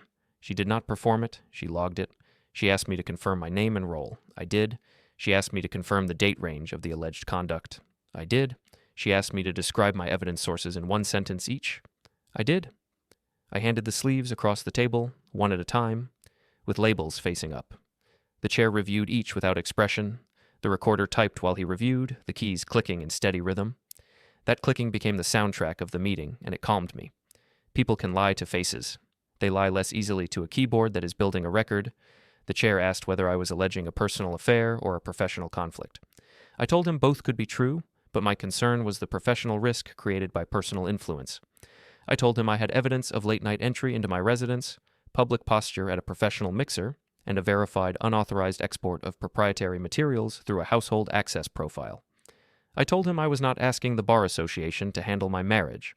I was asking them to review whether an attorney used personal access to enable misconduct and whether conflicts were properly disclosed. The chair asked whether I had communicated with Grant. I told him Grant requested a meeting, and we met in a public hotel lobby. I told him Grant denied knowledge at first, then shifted into containment talk. I told him he hinted at concerns that his own client contacts might be exposed, but he provided no written statement yet. The recorder typed steadily. Nora watched me with the same neutral eyes. No sympathy, no disdain, just intake. The chair asked the question that always comes in these rooms. He asked what outcome I wanted. I told him I wanted a formal review that created a record, and I wanted any findings communicated internally as appropriate. I told him my aim was not spectacle. My aim was to stop misuse of access and prevent further harm. The chair nodded once, then said the committee would request a response from Grant and would schedule a follow-up if needed. He said any additional documents I wished to submit should be labeled and tied to dates. He said I should avoid public commentary. He said the process would not move faster because I was angry, and it would not move slower because someone was charming. Then he ended the meeting with a phrase that sounded small and carried weight. He instructed the recorder to note that evidence had been received and reviewed preliminarily. The recorder typed it as he spoke. I asked for a copy of the minutes note confirming evidence received. Nora printed a 1-page summary line, stamped it, and handed it to me. The stamp was not a verdict, but it was a door that only opens one direction. Outside the building, the city noise felt too casual for what I carried in my case. I sat in my car and photographed the stamped minutes note beside the dashboard clock. Then I called Martin and told him the committee logged evidence received and moved the case forward. Martin sounded calm, which in his voice meant pleased. He said Grant now had to answer, and answers made people choose sides. He told me to keep collecting household-level corroborations and avoid private conversations. He reminded me that silence and paper win against noise. On the way back to the apartment, my phone buzzed with a new email from Grant's counsel. Subject line, statement. 1 attachment. I opened it in the parking lot because curiosity is a flaw, and I accept mine. It was a 1-page letter on law firm letterhead, signed by Grant. The tone was careful. It said he regretted any misunderstanding. It claimed his relationship with Lila began as friendship and professional conversation, not an affair. Then it shifted, subtly, into the part that mattered.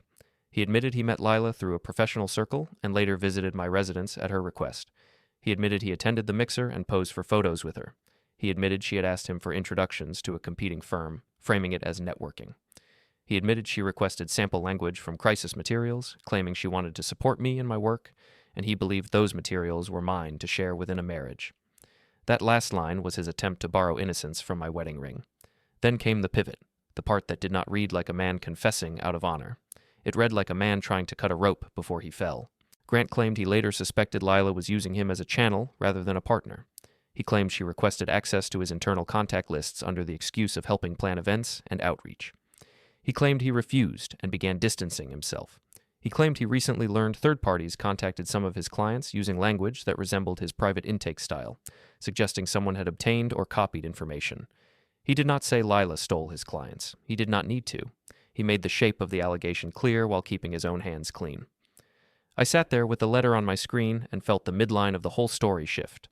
I had assumed Lila cheated because she wanted attention and control. I had assumed she stole my work because she wanted money. Now it looked like she did not just betray me. She harvested people. She treated relationships like supply lines. Grant's statement did one thing perfectly. It positioned him as a man who was fooled. It positioned Lila as the architect. It also gave the Bar Association a new axis to investigate, because now it was not just my claim against him, it was his claim of being manipulated through personal access. He had turned the knife on her, not because he cared about truth, but because he cared about his license. I forwarded the statement to Martin and to Nora's intake email, labeled with the case number, then I printed it and placed it into a sleeve. The ink was fresh, and the implications were old. Within an hour, Lila called. I did not answer. She texted instead, and the tone was different now, less confident, more frantic. She accused me of turning Grant against her. She accused me of lying to the Bar Association. She accused me of ruining her life. Then she made a mistake. She said Grant was trying to pin everything on her because he was scared. She said he was the one who suggested using my work as leverage. She said he promised her it was safe. She said he told her lawyers always get away with things if they control the paperwork. She wrote all of that like she was venting. She wrote it like a woman still believing words vanish when they leave her thumbs. I stared at the screen until the anger tried to rise, then I pressed it down. I saved the message. I printed it with the header and timestamp visible. I slid it into a sleeve and labeled it as what it was. Spouse admission of shared intent and lawyer promise of paperwork control. Lila had just handed me a link between the affair and the theft without me asking twice. I did not reply. I let her sit with the silence she hated. That evening, I met Evan in my office for 10 minutes, not to cry, not to rant, but to hand him a sealed packet. Inside was the Providence timeline, vault log export cluster, and a statement that the breach was under legal review. Evan read the first page and exhaled slowly. He said this was the kind of packet that stops board panic. He said their counsel would send a notice to the competitor immediately. I told him to keep the language factual and avoid public drama. Evan nodded. He asked if I was okay. I told him I was functional, which was the closest thing to okay I was willing to offer that week. When I got back to the apartment, I found another certified mail slip on my table. Martin had already received the receipt confirmation that Lila's preservation notice had been delivered. She could not claim ignorance now without lying on paper. I sat down and updated my ledger, one clean line at a time. Bar Association meeting completed, evidence received logged, grant statement received, Lila message implicating shared intent received, client counsel packet delivered. Then I looked at the calendar again and counted forward to the follow-up stage Nora mentioned. The committee would request Grant's full response, and they would likely ask for supporting documents. Grant's statement was a first move, not an end. Lila would not sit still while systems started closing around her. She would scramble. She would try to rewrite the story again, maybe with tears, maybe with accusations, maybe by painting me as dangerous.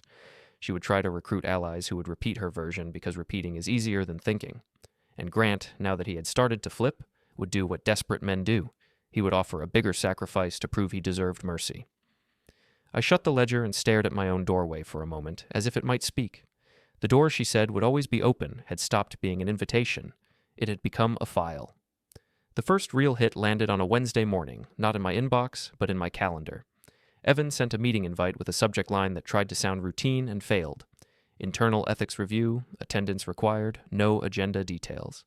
The kind of invite that means someone in a suit is already rehearsing how to blame you. I accepted it without comment and saved a screenshot of the invite header. Date, time, sender. That screenshot went into a sleeve like everything else. I had stopped trusting the future to memory. 5 minutes later, Nora Klein emailed me again. Same case number, short message. The committee wanted a follow-up session. They had received a preliminary response from Grant's counsel and requested my supplemental materials, focused on access, timeline, and any written admissions by the spouse. Nora asked for labeled copies.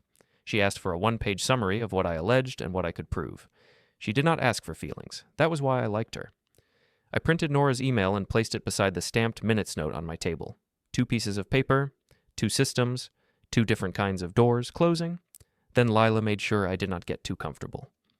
My phone lit up with a new message from a mutual acquaintance in our friend circle, someone who had always enjoyed Lila's company because it came with social gravity. The message was polite but sharp. It asked if everything was okay.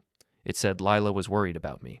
It said she had shown them something disturbing, that I was tracking her and collecting evidence like a paranoid person. I stared at the message and felt the sarcasm rise like bile. Lila could never resist turning herself into a victim on a schedule. She had no answers for my question, so she changed the question. She wanted the world to debate my tone instead of her actions. I replied with the only thing I trusted. I said I was handling a business breach and would not discuss personal issues through gossip. I said if they had concerns, they could ask me for dates and facts. I did not defend myself. Defense invites debate. Facts end it. Within an hour, 2 more messages arrived from 2 more people. Same shape, different wording.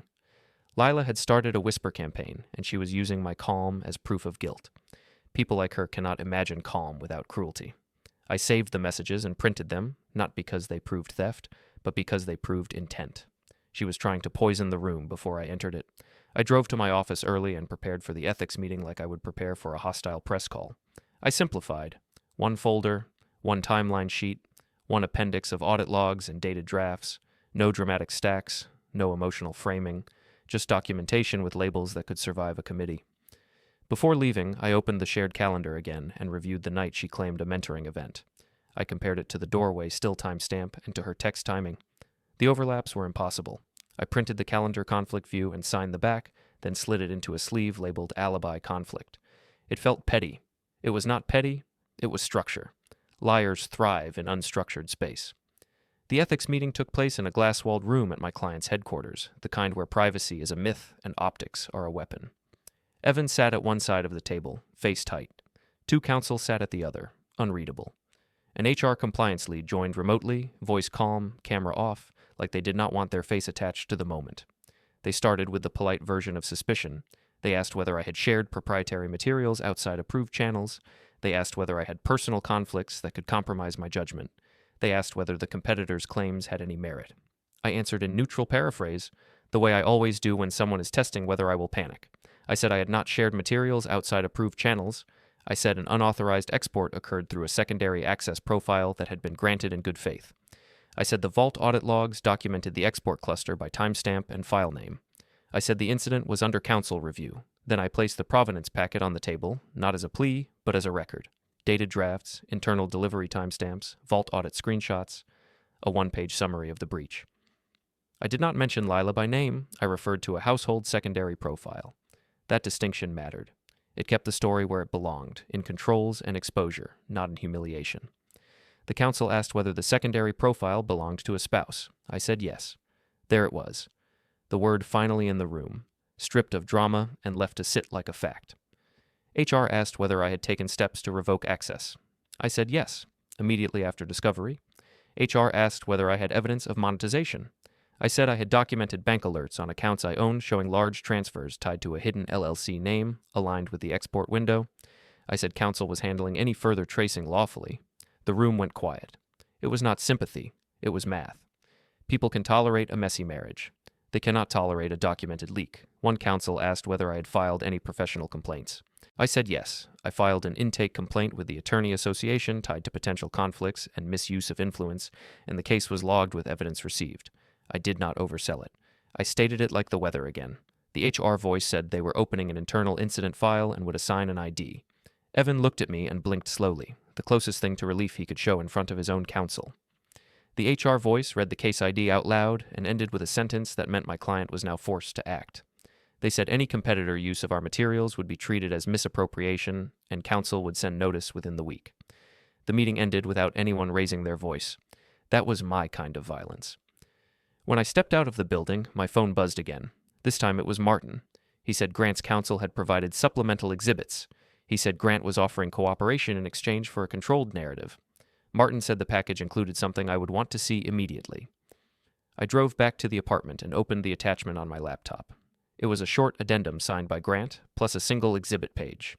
The exhibit was a vendor invoice header from an event planning vendor, the kind used for fundraisers and mixers. 2 names appeared on the invoice line, Lila's and Grant's. The invoice date aligned with the period she claimed she had been busy with work commitments. It was not a love letter, it was a paper trail of joint coordination. Grant's addendum did what his first statement started. It made him sound like a man trying to crawl out of a hole by shoving someone else deeper. He claimed Lila pushed for introductions, pushed for access, pushed for proof of influence. He claimed she asked him for names, lists, and referral pathways. He claimed he refused certain requests. He claimed she became cold when he refused. Then he added a detail that reframed the last month into something uglier. He claimed Lila had asked him for a copy of a client event guest list, explaining she wanted to avoid awkward overlaps. He claimed he sent her a partial list, assuming it was harmless. He claimed that within days, 2 of those clients received outreach from third parties referencing private information and using language he recognized as internal. He never said she sold it. He did not have to. The shape of the accusation was enough, and he knew it. I sat back and let the late twist take form. Lila did not just cheat, she harvested. She treated my work like product and treated his clients like inventory. The affair was not the cause. It was the cover. It was how she got close enough to the doors. Grant had finally realized he was not her partner. He was her access point. I forwarded the addendum to Nora's intake email with the case number and labeled the exhibit. Then I printed everything. I placed the vendor invoice header into a clear sleeve and wrote the date on the label. I placed Grant's addendum into another sleeve and added it to the growing row on my table. While I was labeling, another message arrived from Lila, and it was different this time, shorter, harder. She told me Grant had betrayed her. She told me he was lying. She told me he was trying to destroy her to save himself. She told me I was enabling him. The sarcasm came back, calm and cruel. She had built her life around pushing men into competing for her approval. Now those men were competing to survive, and she could not stand being irrelevant. I replied with 1 sentence through Martin, because I refused to give her a private stage. I asked again whether she had exported, shared, or sold my proprietary materials, and whether she had used any client lists obtained through personal influence. This time she answered, sort of. Not with a clean admission, but with a defensive confession disguised as outrage. She said she never thought it would matter because my work belonged to our marriage. She said everyone shares things with their spouse. She said she only did what any smart wife would do, leveraging connections to protect our future. She said I was ungrateful and that Grant promised it was normal and safe. She had just admitted motive and method in the same breath, without using the word theft. That was enough. I saved the message, printed it with headers visible, signed the back, and sleeved it under a label that said spouse statement. It felt cold. It was cold. Cold survives. That night, the whisper campaign shifted again. 2 people from our circle stopped messaging me and started leaving me out. I noticed it in a group invite that did not include my name. I noticed it in a muted thread I used to see. Lila was isolating me socially to make me doubt myself, a small war fought with omissions. It did not work. Isolation only hurts when you still believe the crowd is honest. The next morning, Nora sent the follow-up schedule. The committee meeting would occur after a bar association mixer event later that week in a conference room adjacent to the ballroom. There would be witnesses nearby, staff, and a recorder assigned. Nora said the committee chair expected concise exhibits and would enter a received notation into minutes if submissions were properly labeled. A mixer, then minutes. Public space, then record. The sequence made sense. It allowed people to see posture before they saw paper. It allowed truth to arrive twice, once through eyes and once through ink. Then Evan forwarded me something that tightened my throat. Not from fear, but from timing. The competitor had announced a showcase presentation at the same mixer, a short segment about industry best practices in crisis response. The speaker list included a representative from their side and, tucked into the footer, a sponsoring legal partner, Grant's firm. And Lila, because she never could resist a spotlight, had RSVP'd through a public guest list as a +1 for someone in that circle, the exact circle she had used to make me feel replaceable. I sat at my table and looked at the row of sleeves. Doorway still, vault log exports, calendar conflict, event photo preview, vendor invoice with both names, Grant's addendum, Lila's written justification. I did not need more proof to know what happened. I needed the right room to make the proof unavoidable. I updated my ledger with one final line for the day. Bar association mixer scheduled, Committee session attached. Competitor showcase present. Sponsor legal partner present. Spouse likely present. Then I closed the folder and felt the calm settle into something sharper than calm. If Lila wanted an open door, she was about to get it. Not to freedom. To a room full of professionals, a recorder with a keyboard, and a set of documents that did not care how charming she looked under ballroom lights. The Bar Association mixer looked like every other clean room where reputations went to preen. Soft lights, hard shoes, people laughing in little circles as if laughter could buy immunity. I arrived early again, because early is how you control angles. Nora Klein met me near a side corridor and nodded once. She did not greet me like a friend. She greeted me like a process. She directed me to a conference room adjacent to the ballroom. A recorder sat inside with a laptop open. The committee chair sat at the far end with a folder. 2 staff members moved quietly, arranging water and chairs like this was any other professional inconvenience. The chairs were already set with packets, thin, labeled, and sealed in clear sleeves. Not a dramatic binder, not a box. Just enough paper to make denial expensive. Each packet had a 1-page timeline on top and 3 exhibits behind it. Doorway still with timestamp. Vault export log cluster. Vendor invoice header with 2 names. A final sleeve held the printed messages that mattered. The ones where Lila tried to justify sharing what was not hers. I did not place the packets. Nora did. Nora liked order. Order was her whole job. The chair asked if I was comfortable with the packet distribution. I said yes. The recorder typed a line that confirmed exhibits were prepared for review. I watched the keys move. That sound kept me calm. Nora told me the follow-up session would start after the showcase segment. She told me the chair wanted to see posture in the room first, then paper in the room next. It was a polite way of saying everyone needed to witness the human version before they saw the documented version. I stepped back into the ballroom and let the room absorb me.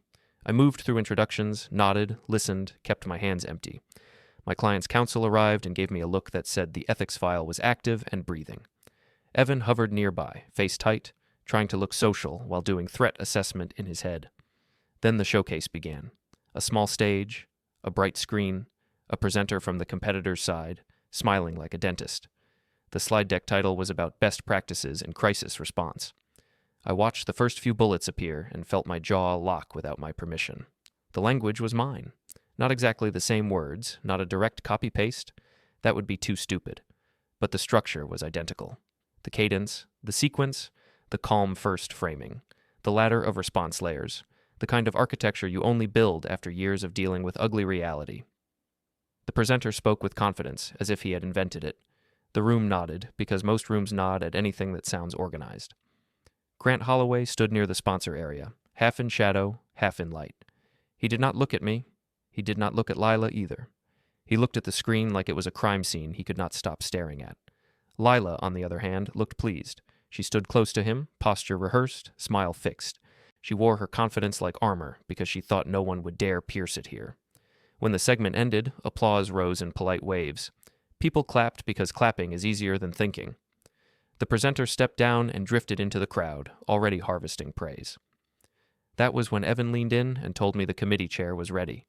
He said Nora wanted us in the side room now. He said the timing was perfect, which meant the timing was lethal. I walked to the corridor without rushing. I passed Lila on the way. She turned her head as I approached and made her face soft, like she was offering peace.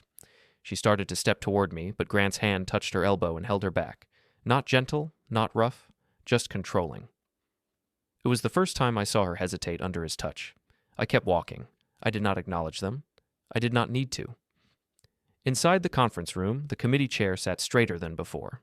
The recorder's fingers hovered over the keyboard. Nora stood by the door with a small stack of envelopes, as if she expected more documents to arrive mid-session. Grant arrived 2 minutes later, escorted by his counsel. Lila arrived right behind them, as if she belonged in every room that mattered. Her eyes moved fast, scanning chairs, scanning faces, scanning exits. She saw the packets on the chairs, and her mouth tightened. The chair opened the session with procedural language. He confirmed the case number. He confirmed the parties present. He confirmed that the committee would review exhibits and record what was received. He reminded everyone that this was a professional process, not a family fight. He said that twice because Lila needed to hear it. Nora asked staff to close the door. The hallway noise became distant. The room turned into a sealed container for truth. The chair instructed the recorder to note that exhibit packets were placed on seats before entry. The recorder typed it. I watched Lila's eyes flicker at the keyboard. She understood, finally, that she was not fighting me. She was fighting a record. The chair asked Grant to summarize his statement. Grant's counsel did most of the talking, clean and careful. They repeated the phrases Grant liked: misunderstanding, regret, cooperation. They framed Grant as someone who was misled by personal influence and who now wanted to correct the record before harm spread further. Then the chair asked Lila to answer one question. He asked whether she had ever exported, shared, or sold my proprietary materials. Lila tried to laugh. It came out thin. She tried to frame my work as marital property, as shared effort, as something she had a right to touch. She tried to talk about my coldness. She tried to talk about my ego. She tried to talk about how I abandoned her. The chair stopped her with a raised hand. He asked again, shorter, the same question stripped of her distractions. The recorder typed as he asked it, because the recorder knew how this worked. Lila shifted tactics. She claimed Grant asked for examples. She claimed she only shared general concepts. She claimed I was exaggerating. She claimed everyone does it. She claimed it was harmless. Grant's counsel cut in immediately and denied that phrasing. They said Grant never requested proprietary materials and never authorized any sharing. They said Grant believed any discussions were hypothetical. They said he did not know the source of the competitor's slide architecture. It was a clean betrayal in a clean room. Grant was throwing her off the boat while offering the committee a life jacket. Lila's eyes snapped toward him. Her expression changed, not to heartbreak, but to rage. Rage is what you see when someone realizes their leverage stopped working. The chair asked me to submit my key exhibits into the record. I stood, walked to the far end, and placed one sleeve on the table. The doorway still frame. Timestamp visible. Lila and Grant's late-night entry into my home. I placed the second sleeve beside it. The vault export log cluster under the household secondary profile. File names visible. Timestamps aligned with my travel day. I placed the third sleeve beside it. The vendor invoice header showing two names, Lila's and Grant's, linked to event coordination. A paper trail of joint movement. Then I placed the printed messages last. The ones where Lila justified sharing my work as marital entitlement. The ones where she blamed paperwork control. The ones where she admitted she leveraged connections for our future. I did not speak like a wounded husband. I spoke like a man listing contents of a brief. I summarized what each exhibit showed and why it mattered. I kept my voice steady. I kept it simple. I gave the committee the gift they always want, a story that requires no imagination. The chair nodded slowly. He asked Grant if he disputed the doorway still. Grant's counsel did not dispute it. They reframed it. They said the visit occurred, and it was regrettable, but it did not prove theft by itself. The chair asked whether Grant disputed the vendor invoice header. Grant's counsel did not dispute it either. They said it reflected joint event work and networking, not romantic conduct. Then the chair asked the question that sliced through everything else. He asked whether Grant could explain why the competitor's slide architecture matched my documented framework sequence. Grant's counsel hesitated. Grant himself finally spoke, not loudly, not dramatically. His voice sounded flat, like he had already made his choice. He said he had seen some of my materials in Lila's possession. He said she described them as tools she used to support me. He said he assumed she had permission. He said he now believed she used those tools to gain influence with third parties. He said he could provide names of people she pushed him to introduce her to. Lila's face drained of color. She tried to interrupt. The chair stopped her again. The recorder typed. The keys clicked faster now because the room had shifted from suspicion to admission. The chair instructed the recorder to enter a simple line into the minutes. Evidence received and reviewed. Witness statement indicates exposure pathway through spouse influence. Response required from counsel within set days. Nora pushed a stamped sheet across the table as the recorder typed, confirming the exhibits were received into record. She did it smoothly, like she had done it 1,000 times. Lila stared at the stamp like it was a weapon. Then the chair did the part everyone pretends never happens until it happens. He stated that based on the evidence and admissions, the committee was opening a formal review and recommending interim restrictions pending investigation. He said he would notify Grant's firm leadership and require a conflict disclosure response. He said any further contact between Grant and Lila related to professional matters should stop immediately. He said the committee would refer portions of the record to appropriate professional channels as required. No shouting, no handcuffs. Just consequences that would follow Grant into every room that mattered. Grant's counsel nodded, already calculating damage control. Grant sat still, eyes down, like he was watching his own career bleed out in slow motion.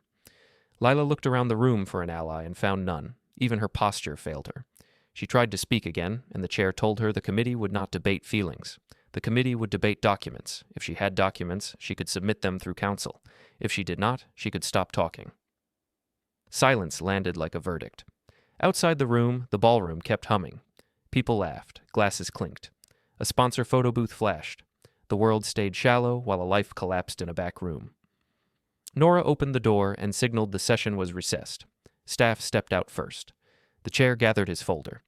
The recorder saved the minutes file and shut the laptop with a final, quiet click.